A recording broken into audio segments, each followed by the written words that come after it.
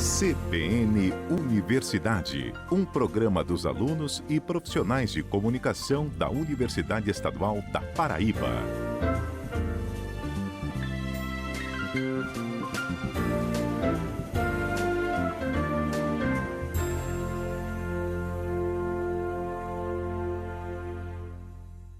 Olá, bom dia! Está começando o CBN Universidade deste sábado, 3 de outubro de 2020. Seja muito bem-vindo ao nosso programa que traz o que tem de destaque na pesquisa e extensão na UEPB e informações do cotidiano. Quer saber o que tem por aqui neste primeiro programa do mês de outubro? Bora lá! Conselho Universitário da UEPB aprova bolsa para programa de iniciação à docência e o reajuste no valor da bolsa monitoria para os estudantes da instituição. No quadro Direito e Cidadania tem um comentário de Luciano Nascimento com um assunto que tem pesado no bolso do brasileiro. Na coluna de hoje falamos sobre preços de alimentos, estocagem e governo.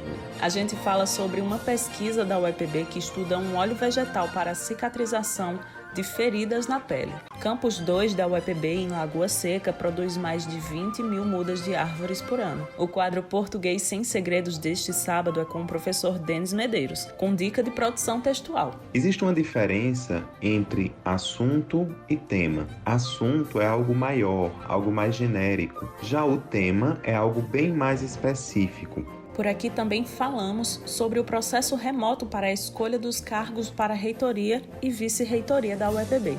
O Departamento de Jornalismo realiza a 17ª edição do Seminário de Folk Comunicação remotamente. A gente traz os detalhes do evento que começa segunda-feira. E no esporte, o Departamento de Educação Física da UEPB e Clube Campestre estudam parceria para desenvolvimento de atletas de vôlei aqui na cidade. Fica sintonizado aqui na 103.5 que o CBN Universidade está apenas começando.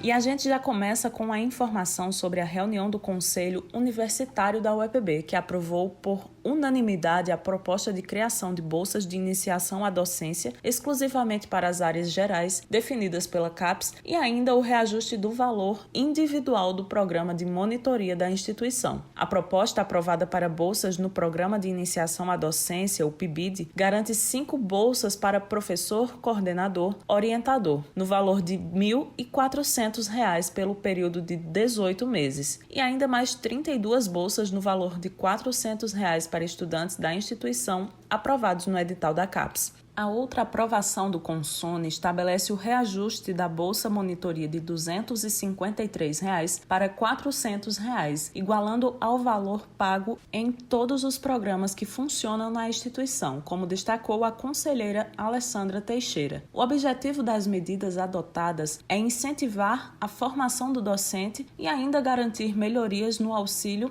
para os estudantes da universidade através das bolsas de monitoria. E a gente muda de assunto e fala agora para você que faz feira todo mês e com certeza sentiu o aumento no preço dos produtos. Itens como arroz, café, óleo de cozinha sofreram reajustes exorbitantes que pesam no bolso do brasileiro. E é justamente sobre esse assunto o comentário deste sábado de Luciano Nascimento. Vamos ouvir? Direito e Cidadania.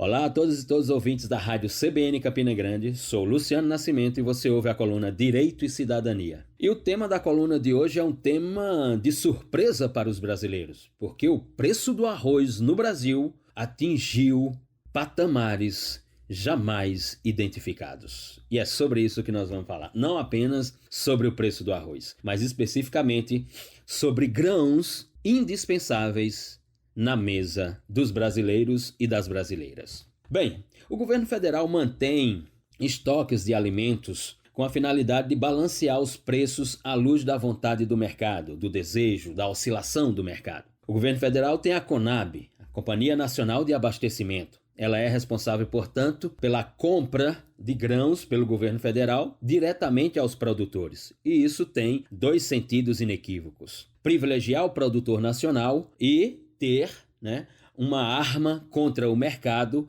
para poder, portanto, de alguma forma, controlar os preços dos grãos que são indispensáveis à mesa dos brasileiros e brasileiras. E, portanto, na coluna de hoje falaremos sobre esse preço ou os preços dos alimentos, dos grãos no Brasil, os estoques do governo, a Conab e o mercado, por que não? Falaremos, portanto, sobre feijão, soja, arroz, trigo, milho e café. Muito bem, segundo reportagem do Estadão e também da Folha e uma reportagem do Globo, do G1, o governo federal tem diminuído no total, envolvendo feijão, soja, arroz, trigo, milho e café, tem reduzido seus estoques na Conab, na Companhia Nacional de Abastecimento. Segundo essas reportagens, no que se refere ao feijão e à soja, os estoques do governo estão zerados. No que se refere a arroz, trigo, milho e café, temos uma redução nos estoques do governo federal da ordem de 96%.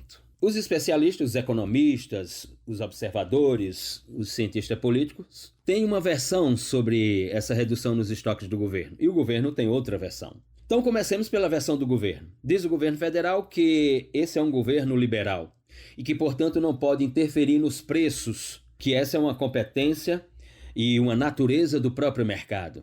Não se trata de um governo intervencionista e, portanto, o governo federal observa o desenvolvimento dos preços no mercado. Por outro lado, os especialistas, os economistas, os cientistas políticos entendem que essa posição do governo é prejudicial ao consumidor e ao país. O governo, por seu lado, diz que manter armazenamentos ou estoques altos de grãos tem um custo elevadíssimo para o governo federal. Os especialistas, os economistas, os cientistas políticos entendem que, tendo estoques, o governo tem uma política de observação com o mercado no sentido de mostrar para o mercado de que se os preços subirem, o governo então utilizará os seus estoques para, digamos assim, ponderar ou balancear os preços dos alimentos no Brasil. Muito bem, comecemos pelo caso do arroz. Dizem as pesquisas e as reportagens às quais nos referimos que o Brasil tinha em 2010 1 milhão de toneladas de arroz.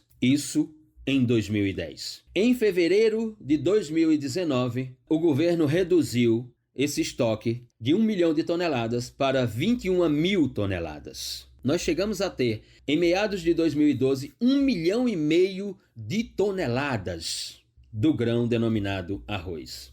E o governo sabe e reconhece através da Conab, e os especialistas assim também se referem, que o arroz é um grão de longa estocagem. Você pode fazer uma armazenagem do arroz por anos e, portanto, o governo deveria utilizar essa estratégia. Mas nós temos resultados e consequências com essa diminuição de estocagem de arroz pelo governo federal. Primeira consequência e resultado é o alto preço do arroz no mercado brasileiro. Para além do alto preço que o arroz atingiu no mercado brasileiro, você também tem uma desvalorização do real como moeda no campo internacional. E aí, obviamente, entra ou ingressa como ingrediente a mais nesse cenário a questão da pandemia da Covid-19 e, portanto, a questão de um problema de saúde internacional. E aí o aumento do consumo desse grão no mercado internacional aconteceu. E países como China e Índia, portanto, países com 1 bilhão e 500 milhões de pessoas, um país com 1 bilhão e 200 milhões de pessoas, e assim nós estamos nos referindo respectivamente à China e à Índia, nós temos, portanto, um agravamento ou uma subida do preço do arroz. Por quê? Porque o produtor nacional, que não tem seu arroz comprado pelo governo federal, à luz de um cenário desse, ele então vai jogar os seus grãos, vai jogar o seu arroz para o mercado internacional e que lá fora o preço também está convidativo, digamos assim. Para além do arroz, vamos a outros grãos. O feijão, por exemplo, segundo as reportagens, em 2016, o Brasil tinha uma estocagem de feijão que era suficiente como estratégia do governo federal poder ponderar e balancear o preço no mercado. Lembrando que a estocagem de feijão, ao contrário da de arroz, é de curta duração. Se podemos estocar o arroz por vários anos, no caso do feijão, a estocagem é entre 3 e 4 meses. Outro caso é o da soja. E o governo federal vem com muitos argumentos para dizer que o preço mínimo da soja a ser comprada no produtor para o governo federal tem que ser em torno de R$ 43,38, enquanto que no mercado esse preço está R$ 116,80 e que, portanto, o produtor não quer vender ao governo federal, mas sim diretamente ao mercado, porque ele vai ter um ganho, um lucro muito, mas muito além daquele que o governo federal lhe oferta. No caso do milho, que é um alimento de longa estocagem, que é um grão de longa estocagem, nós chegamos a ter em 2010 5 milhões de toneladas em estocagem. No início de 2019, os estoques do governo baixaram para 236 mil toneladas. E em agosto de 2020, a CONAB, Companhia Nacional de Abastecimento, publicou que os estoques do governo federal eram de 138 mil toneladas de milho. Isso não é suficiente para o governo construir estratégia à luz da oscilação, do desejo, enfim, à luz da ganância do mercado. Depois temos o trigo. E aqui é um alimento irrenunciável na mesa do brasileiro. Por quê? Porque o Brasil não é um país autossuficiente na produção de trigo e, portanto, tem que ir sempre ao mercado internacional para a compra de trigos. E o pão nosso de cada dia na mesa dos brasileiros e brasileiras requer trigo, não nos esqueçamos. Ora, em 2010, nós tínhamos 39 mil toneladas de trigo em estocagem. Em 2019, baixou para 31 mil toneladas de trigo em estocagem. Nós já chegamos a ter, em 2012, 1 milhão de toneladas de trigo nos armazéns da Conab. E os dados do final de 2019, começo de 2020, é de que o governo não tem mais do que 1.600 toneladas de trigo em estocagem. E, finalmente, o café. O café que é um grão essencial à mesa do trabalhador brasileiro, dos brasileiros e das brasileiras. A estocagem de café na Conab, em 2010, era de 39 mil toneladas. Em 2019, baixou para 30 mil toneladas. Conclusão: com o estoque baixo desses grãos, afirmam os economistas e cientistas políticos que o governo não tem uma estratégia para manter o preço desses grãos onde estão ou inclusive provocar, através de uma estratégia, a baixa desses preços. Por outro lado, também, a ideia de estocagem para os economistas e cientistas políticos, ela tem o sentido de que, primeiro, com uma estocagem alta, significa dizer que o governo está comprando esses grãos e em grande quantidade diretamente ao produtor brasileiro, ou seja, privilegiando o produtor nacional. E por outro lado, a estratégia inequívoca de que assim o governo segura os preços no mercado. Ora, com uma política liberal de baixos estoques de grãos no Brasil, a Conab e o governo federal deixam o mercado jogar com os preços de grãos que são irrenunciáveis à mesa dos brasileiros e brasileiras. E o mercado assim aplaude a política liberal do governo federal, porque ele pode jogar com o preço à luz da sua ganância capitalista. Obrigada, Luciano. E o preço dos grãos e da cesta básica como um todo está realmente muito alto. É hora do primeiro intervalo. No próximo bloco, a gente traz informações sobre uma pesquisa que estuda o uso de um óleo vegetal no auxílio da cicatrização de feridas na pele. Por aqui tem dicas de português para a produção textual de quem vai fazer o Enem. E ainda neste sábado, a gente fala sobre a 17ª edição do FolkCon da UEPB, que deve ser realizado online essa semana. Fica sintonizado que a gente volta já. CBN Universidade, na CBN Campina Grande. Voltamos com o CBN Universidade deste sábado e a notícia agora é sobre uma pesquisa desenvolvida no Departamento de Farmácia da UEPB, que usa óleo vegetal como agente cicatrizante de feridas na pele. Inclusive, o estudo foi reconhecido e publicado em revista internacional de alto impacto científico. O repórter Ricardo Júnior conversou com o professor da UEPB e conta mais detalhes desse estudo na reportagem. Vamos ouvir. Dos pântanos australianos para os laboratórios da Universidade Estadual da Paraíba, o óleo produzido a partir da destilação de folhas da árvore melaleuca tem grande importância medicinal. O óleo de melaleuca provou ser um agente terapêutico muito eficaz na cicatrização de ferimentos na pele e também no combate a bactérias e fungos. Esses foram os resultados alcançados por um estudo desenvolvido por alunos do programa de pós-graduação em Ciências Farmacêuticas e do Departamento de Farmácia da UEPB, como explica o coordenador da pesquisa, o professor Bolívar Damasceno. O óleo de melaleuca ajuda na cicatrização de feridas através de um estímulo de substâncias presentes no nosso organismo. Que substâncias são essas? Por exemplo, as citocinas, que elas vão auxiliar na formação de novas camadas de pele no local da ferida, além de formar também vasos sanguíneos que vão alimentar aquela pele, a nova pele formada. Vai ocorrer a formação de tecidos novos naquele local. Então, várias substâncias que irão ser utilizadas para fazer o processo de cicatrização serão estimuladas e, com isso, a cicatrização da ferida será muito melhor. Os pesquisadores da UEPB desenvolveram um sistema terapêutico que consiste em microemulsões contínuas contendo o óleo essencial de melaleuca. Esse novo tratamento reduz o tempo de cicatrização de ferimentos e queimaduras, quando comparado ao de outros produtos disponíveis no mercado. É uma grande vantagem que os pacientes, principalmente que têm dificuldade de cicatrização, como aqueles pacientes que qualquer corte, qualquer ferida, formam aquelas queloides, que é aquelas cicatrizes bastante pronunciadas. Então, utilizando esse tipo de produto que a gente desenvolveu, vai ter uma redução assim na formação dessas queloides. Para provar a eficácia do óleo de melaleuca no novo sistema terapêutico, os pesquisadores percorreram um longo caminho metodológico. Além da caracterização físico-química e morfológica, eles avaliaram também a estabilidade do tratamento com o passar do tempo. 4 grupos de ratos foram utilizados no estudo e os resultados da aplicação do óleo na pele foram surpreendentes. A gente pôde verificar que o sistema apresentou características físico-químicas favoráveis para que ele pudesse ser administrado na pele do paciente.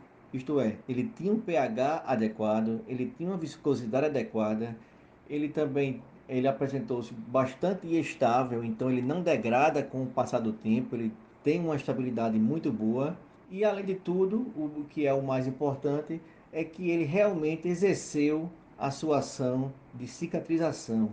Ele reduziu o tempo de cicatrização de uma ferida quando comparamos com uma pomada que está no mercado. Então, o que é que esse sistema fez? Quando ele foi administrado no camundongo, o tempo para o fechamento da ferida por completo foi de 9 dias, enquanto o medicamento que está no mercado, que a gente utilizou para tratar e comparar com o nosso estudo, ele levou 13 dias. O pesquisador ainda destacou que os experimentos realizados no laboratório foram essenciais para se compreender o sistema desenvolvido pela UEPB. Nesse sentido, as características físico-químicas se mostraram favoráveis para que o óleo de melaleuca pudesse ser aplicado com segurança nos pacientes. O sistema desenvolvido em nosso laboratório foi um sistema chamado de microemulsão. Esse sistema se apresenta com aspecto viscoso, semelhante a um gel, e com isso favorecerá a aplicação desse óleo diretamente na pele do paciente. E todo o sistema que a gente desenvolve, a gente precisa estudar a fundo como será o comportamento desse sistema. E esse estudo a gente faz através de uma caracterização físico-química, uma caracterização morfológica. Fizemos também um estudo da estabilidade desse sistema com o passar do tempo e, como o objetivo do nosso trabalho seria avaliar também a cicatrização desse óleo em feridas cutâneas, nós utilizamos ratos de laboratório para realizar, assim, essa pesquisa. O estudo que detalhou o sistema de microemulsões contínuas com óleo de melaleuca foi apresentado pela primeira vez durante o 22º Simpósio Internacional sobre Microencapsulação, realizado em 2019 em Salvador, na Bahia. O trabalho recebeu o prêmio de menção honrosa na apresentação de posters. Foi a partir do evento que os pesquisadores receberam o convite para submeter a pesquisa a uma revista internacional, a Drug Delivery and Translational Research, que é referência no campo farmacêutico. A publicação em uma revista de renome internacional apenas reforça o papel da UEPB na promoção e difusão da ciência. Mais do que isso, prova de uma vez por todas que o conhecimento é o melhor remédio para curar as feridas do corpo e da mente. Ricardo Júnior para o CBN Universidade. Obrigado, Ricardo Júnior. E a Universidade Estadual da Paraíba sempre se destaca no universo da pesquisa científica também. Parabéns a todos que desenvolvem com maestria essa área, que é um dos tripés da instituição: ensino, pesquisa e extensão. E agora é hora de dicas de português. E quem acompanha o CBN Universidade sabe que estamos contando com novos professores que trazem informações sobre a nossa língua aqui pra gente, não é mesmo? Hoje o professor Denis Medeiros, que atua diretamente com produção textual, traz orientações para quem vai fazer Enem ficar atento na hora de abordar o tema sugerido. Vamos ouvir. Português sem segredos. Olá, ouvintes da CBN, eu sou o professor Denis Medeiros e aqui vai mais uma dica da nossa língua portuguesa para o seu dia a dia, no quadro Português Sem Segredos. Para aqueles ouvintes que vão fazer a prova do Enem, que cobra um texto dissertativo argumentativo e com algumas particularidades bem específicas, aqui vão algumas dicas. Existe uma diferença entre assunto e tema. Pela própria extensão da palavra, assunto é algo maior, algo mais genérico, algo mais abrangente. Já o tema é algo bem mais específico. Por exemplo, no Enem de 2015, o tema foi a persistência da violência contra a mulher na sociedade brasileira. Qual é o assunto? A violência contra a mulher na sociedade.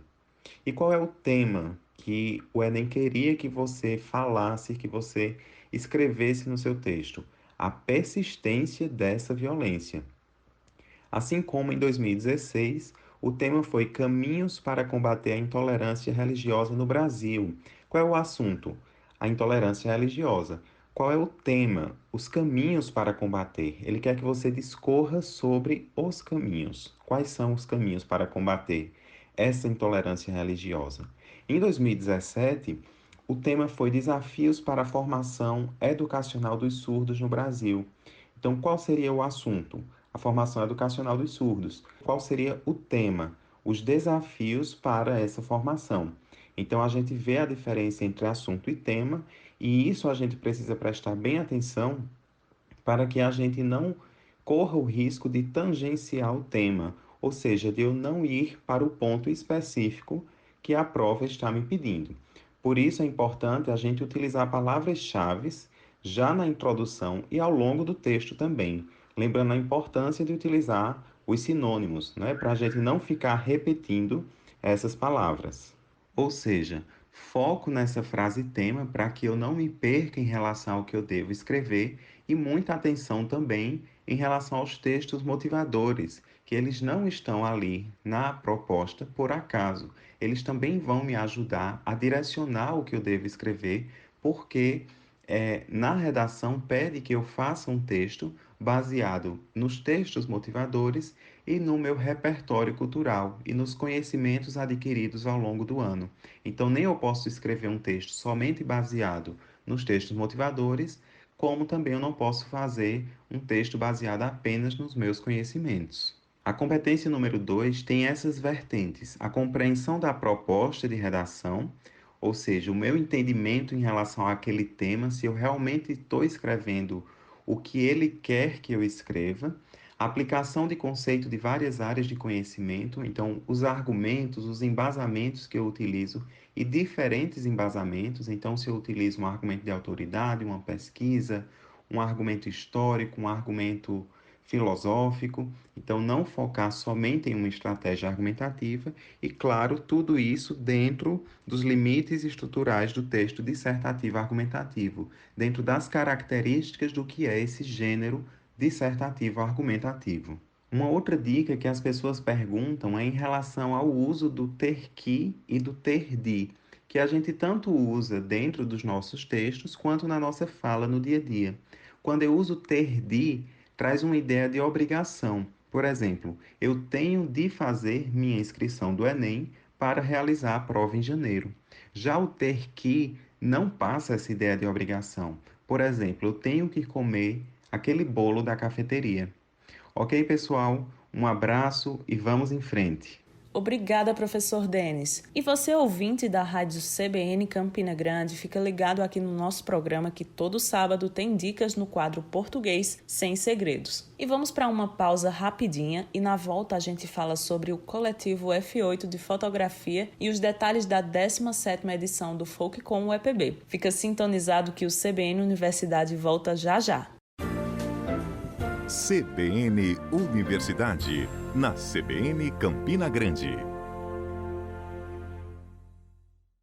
Estamos de volta com o nosso programa CBN Universidade, com informação que vem do campus 2 da UEPB, na cidade de Lagoa Seca, vizinho aqui a Campina Grande. Lá no Centro de Ciências Agrárias e Ambientais são produzidas mudas que são distribuídas dentro do projeto Adote uma Árvore, contribuindo com o processo de rearborização de várias cidades aqui no estado. Para se ter uma ideia, a produção só no campus 2 da universidade chega a 20 mil mudas por ano. O diretor do CCAA, professor José Félix, fala um pouco sobre essa iniciativa tão importante da UEPB para o meio ambiente. Olá a todos da Rádio CBN Universidade. É um prazer enorme estar aqui falando para essa imensidão de ouvintes e tratar de um tema tão relevante, de suma importância para a sociedade, que é a questão do meio ambiente. E a UEPB, ela desenvolve um projeto de suma importância, que é o projeto Adote uma Árvore. E um dos seus viveiros fica sediado no campus 2 da UEPB, em Lagoa Seca, com uma produção anual de mais de 20 mil mudas. Essas mudas, elas são mudas florestais de diferentes espécies, que vão desde ipê amarelo, ipê branco, ipê rosa, paineiras, caibreiras, patas de vaca, algumas espécies de palmeiras, né, que elas são destinadas à sociedade dentro desse projeto Adote uma Árvore. Fazemos também parcerias com algumas empresas, como ONGs, construtoras, as próprias prefeituras, que nós fazemos muitas parcerias com as prefeituras e elas trabalham a questão da recuperação de áreas, até a questão da vegetação, arborização das cidades, né? E, paralelo a isso, nós temos os projetos, né, desenvolvidos dentro do viveiro, do nosso viveiro, que são os projetos de extensão e também os projetos de PIBIC, com professores e alunos envolvidos com esses projetos, que fazem suas pesquisas com algumas espécies florestais, a questão de germinação de sementes, a questão de substrato, enfim, uma gama de conhecimento que é gerado dentro do nosso viveiro de mudas florestais, do Campus 2, que ela transcende, né, as portas do nosso campus através da distribuição dessas mudas, que é o nosso principal intuito, né, tornar as cidades cada vez mais verdes, mais arborizadas, combatendo aí o efeito estufa, melhorando o microclima dessas cidades e dando a nossa contribuição para o meio ambiente. Esse é o nosso papel, o papel da nossa UEPB para com o meio ambiente, para com a sociedade envolvida, né, com essa temática tão importante para a nossa sobrevivência. Um forte abraço, eu agradeço muito a oportunidade. Obrigada, professor Félix. E além do Campus 2 em Lagoa Seca, a UEPB ainda mantém a produção de mudas no viveiro aqui em Campina Grande, no Campus 1 em Bodocongó, e tem vários projetos voltados para o meio ambiente em todos os campos da instituição. Você já ouviu falar no Coletivo F8 de Fotografia? É um site de fotografia que traz a realidade do jornalismo usando novos modelos e gêneros fotográficos para dar continuidade às produções durante o período de distanciamento social. Quem tem os detalhes sobre esse trabalho é a repórter Carla Patrícia. Escuta aí.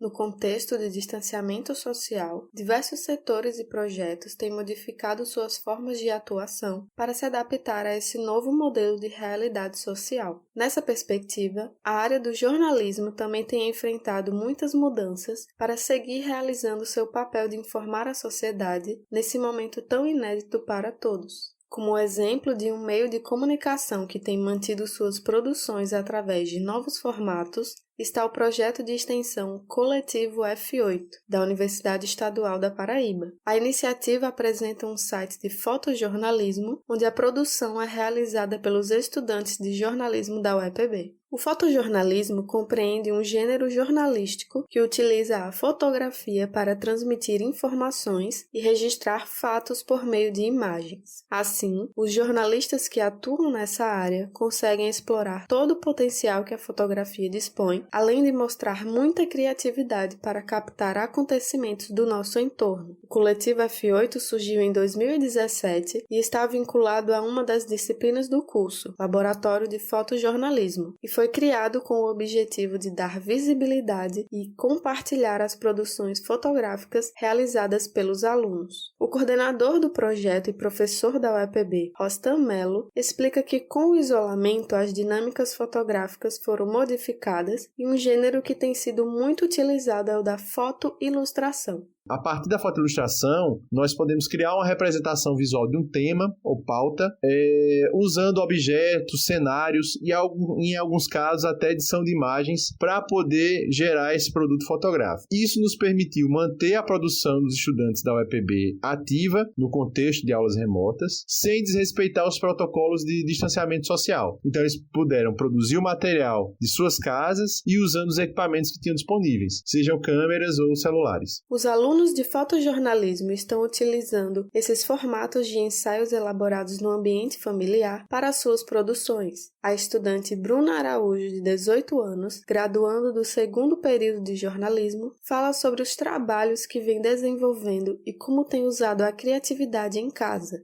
Na matéria, eu fiz essas fotoilustrações que estão no Coletivo F8. Eu tenho equipamento, eu tenho a câmera e, baseado no que é retratado nas aulas, nas atividades, como no caso foi essa fotoilustração, a gente está desenvolvendo em casa mesmo, tanto que eu utilizei itens da minha casa, eu usar parente como modelo, mas a gente consegue se virar e consegue produzir um material bem legal para vocês conferirem na plataforma. E agora a gente vai tentar essa fotografia remota. Ao realizar a produção de fotografias em ambiente externo, é necessário seguir os protocolos de segurança. Nessa perspectiva, o aluno Ítalo Silva, de 24 anos, que também cursa o 2º período do curso, tem participado das atividades do Coletivo F8 e conta como foi a experiência de vir ao UEPB para registrar esse momento em que os corredores se encontram vazios. Tomando todo o cuidado, nós fomos ao UEPB usando máscara, álcool em gel, questão de distanciamento, até mesmo que a UEPB não tinha ninguém. Então nós fomos lá, abordamos os efeitos da pandemia dentro do setor acadêmico e empresarial e fotografamos os ambientes da UEPB. Nessas imagens, na pós-produção, nós colocamos alguns personagens fictícios para representar essa questão do que a pandemia causou. Afinal, é o efeito da pandemia. Então, essas produções é uma questão de adaptação. Acredito que, independente do momento que nós estejamos vivenciando, nós temos que nos adaptar sempre. Não podemos deixar de produzir informação, não podemos deixar de produzir conteúdo para a sociedade. Para conhecer mais sobre o projeto e acompanhar as produções, basta acessar o site coletivof8.com e nas redes sociais buscar por Coletivo F8. Carla Patrícia para o CBN Universidade. Obrigada, Carla Patrícia. E o site do projeto é o coletivof8.com.br. Acesse lá e confere a produção do pessoal. E a Universidade Estadual da Paraíba, através do Departamento de Jornalismo, realiza a partir da próxima segunda-feira, dia 5 de outubro, a 17ª edição do Seminário de Folk Comunicação e Cultura Popular, o FolkCon UEPB. Esse ano o evento vai ser realizado online até o dia 7 de outubro e, excepcionalmente, não abriu para inscrição de trabalhos. O seminário, que faz parte do calendário de eventos da Universidade Estadual da Paraíba, vem com o tema Desafios e Resistências das Festas Populares em Tempo de Crise. O professor Roberto Faustino da Costa, que faz parte da organização do evento, enviou um áudio para a nossa produção. Vamos ouvir o que ele disse sobre o FolkCon deste ano. Bem aí, prezados ouvintes do CBN Universidade, o FolkCon UEPB 2020.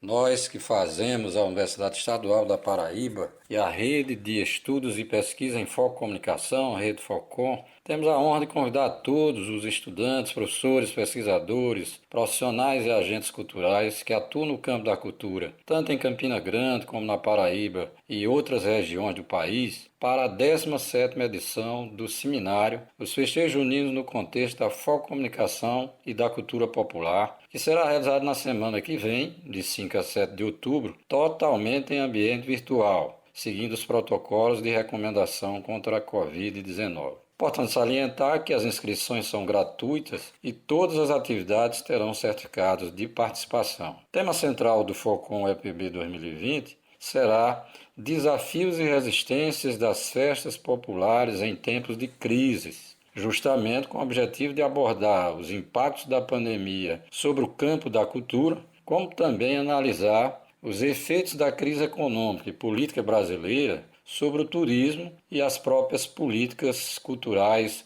sejam locais, regionais ou nacionais. A programação do evento conta com mesas redondas, grupos de trabalho, oficinas, lançamentos de livros, mostras audiovisuais e uma série de atrações culturais. Os 100 anos do economista paraibano Celso Furtado e também da escritora e dramaturga Lourdes Ramalho serão os grandes homenageados do Folkcom, o EPB. Em plenas comemorações dos 70 anos da televisão brasileira, o evento também abre espaço para homenagear a TV regional e celebrar o aniversário da TV Nordestina de Campina Grande, que transmitirá na próxima segunda-feira, a partir das 19 horas, a solenidade de abertura do evento e o especial do projeto Gente Nossa, em homenagem a Lourdes Ramalho.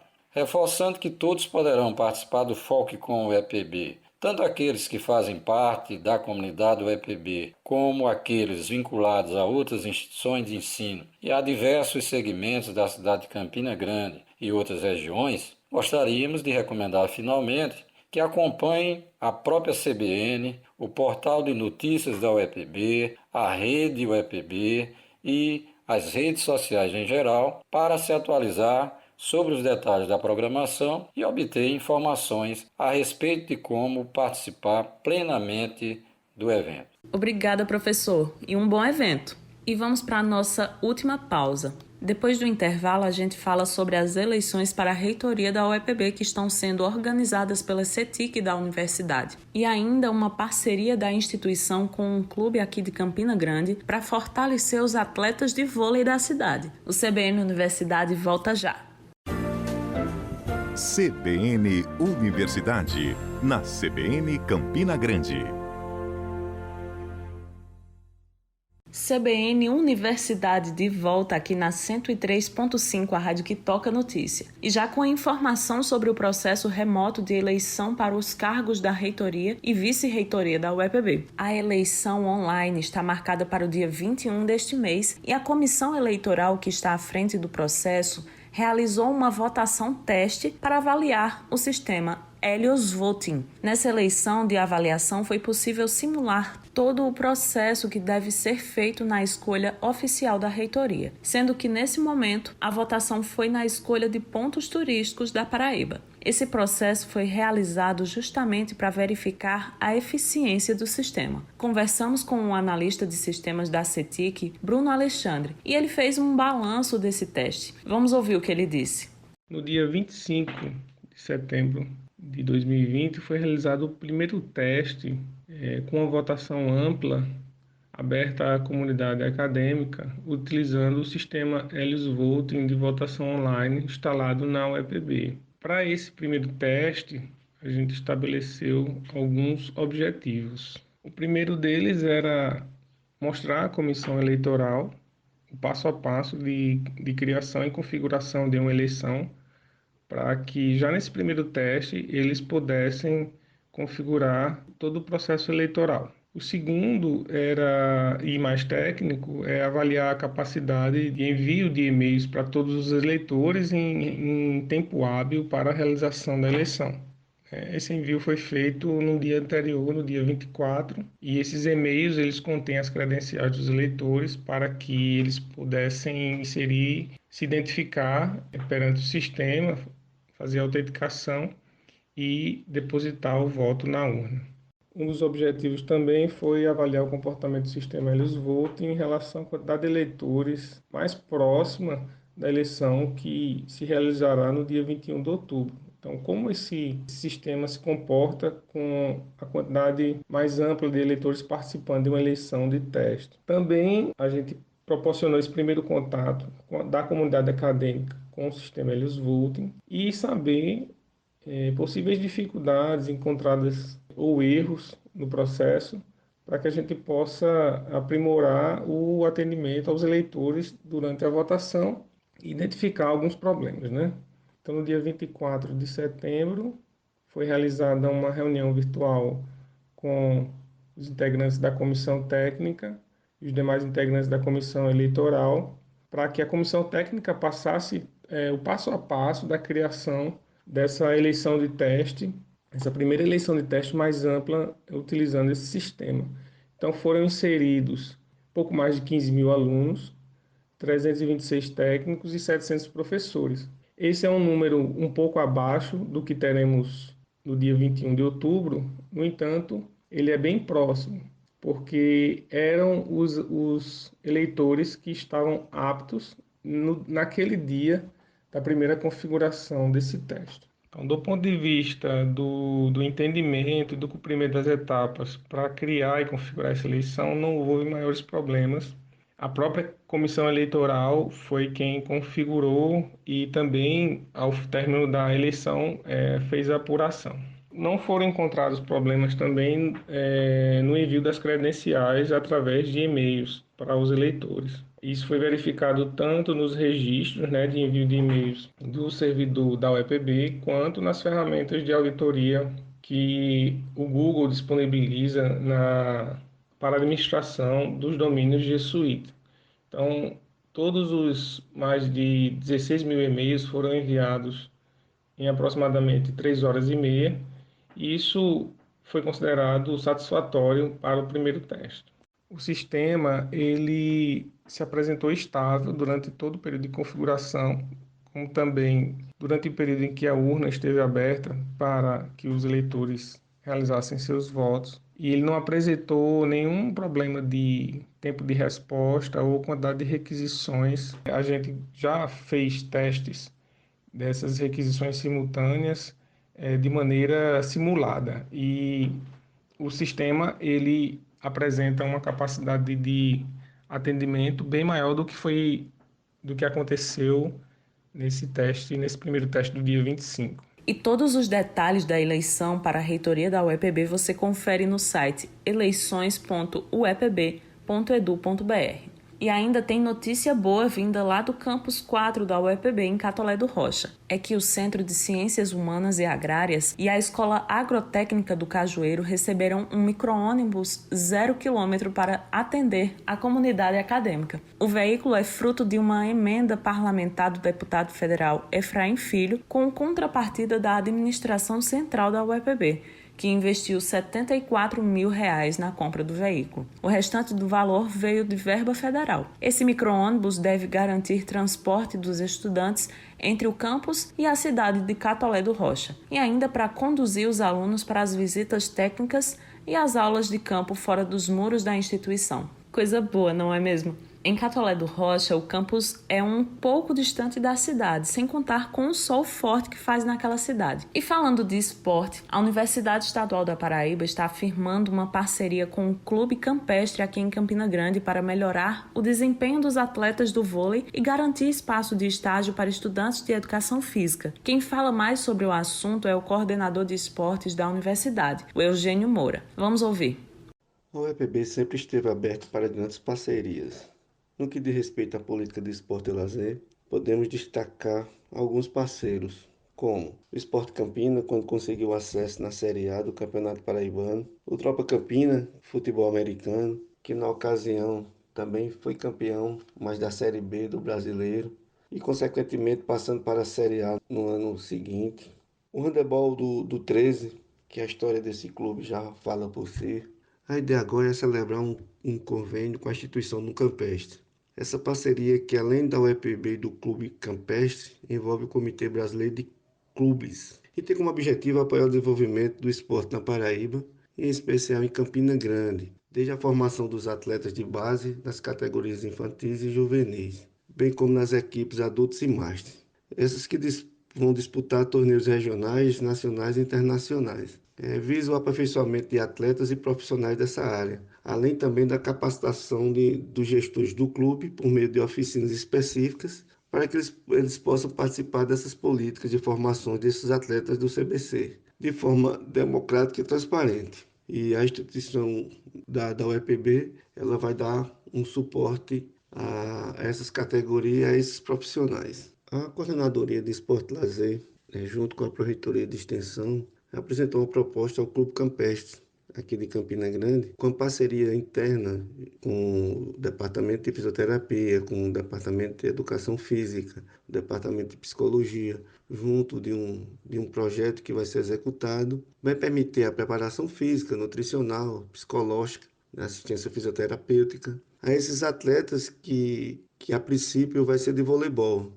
Esses atletas, eles vão ser atletas de alto rendimento. E eles vão precisar de todo esse apoio, principalmente do início da pré-temporada, de fazer essa preparação física e esse acompanhamento. No início do ano, nós vamos se preparar para receber esses atletas e fazer tanto o início da preparação quanto o acompanhamento, onde o Departamento de Educação Física, com toda essa preparação física, com toda a parte de avaliação, vai estar presente, com esses estudos, dando apoio aos técnicos e aos preparadores físicos e os nossos colegas psicólogos e fisioterapeutas do nosso campus também, vai sentar e vai trabalhar sempre em conjunto.